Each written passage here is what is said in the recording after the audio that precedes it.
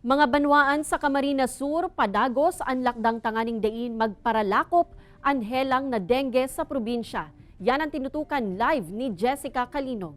Jessica?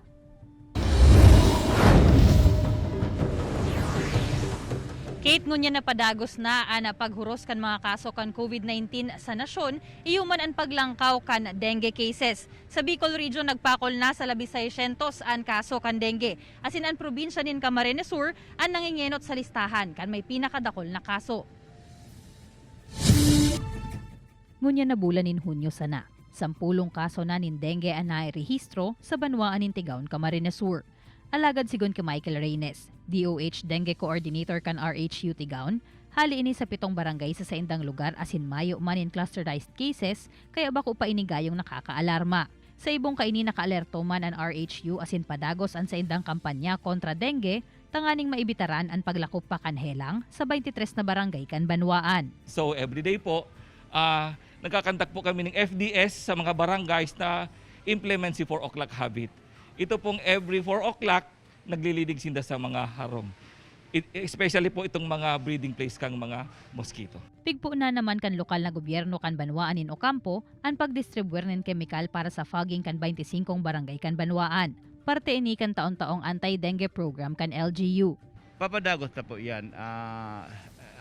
Yan paglilinig man bako lang po yan para ka itong province-wide kundi tanganing maiwasan ang dengue. Dahil identified ta naman po ang mga barangay na prone sa dengue dahil sinda po may mga stagnant na lugar ng tubig, low-lying areas. Sa 44 barangay man sa banwaan in Tinambak, nasa 10 ang dengue-prone areas basado sa datos kan Rural Health Unit kan taong 2019. Alagad ngunya na taon. Sa tahaw kan padagos na paglangkaw kan dengue cases sa Pilipinas, mayo pa ni nairerehistrong kumpirmadong kaso kan dengue sa banwaan. Kadaklan kaya, suspected cases sana. Pumuputok pa lang yung mga kaso sa ibang lugar, initiative na ng DOH and the province of Camsur na i-remind na agad-agad tumataas nga yung mga kaso sa ibang lugar. So i-expect din na tumaas din dito sa atin. Kaya gumawa agad tayo ng mga preventive measures. Sa banwaan Maningowa, 2 kumpirmadong kaso sa nanin dengue ang nairehistro sa nakalihis na 6 na bulan. Hababa ini, alagad padagos na pigian kaminar kan Rural Health Unit ang mga gawaenyo na surusiman ng isagibo ang search and destroy asin regular na maglinig sa saindang mga barangay asin residensya.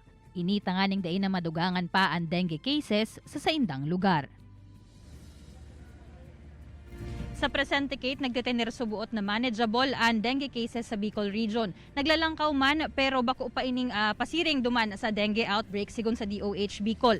Padagos man ang pangapodan kan ahensya sa publiko na suportahan ang sa indang Dengue Out campaign, partikular na ang 4S kontra dengue. Iyon ni ang search and destroy breeding places, self-protection, seek early consultation, asin say yes to fogging. Asin day makalingaw na maglikay man giraray, lalo na sa pag-ultanan kan mga oras na 6 a.m.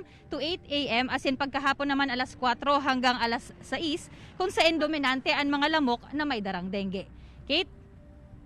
Jos Mabalos, Jessica.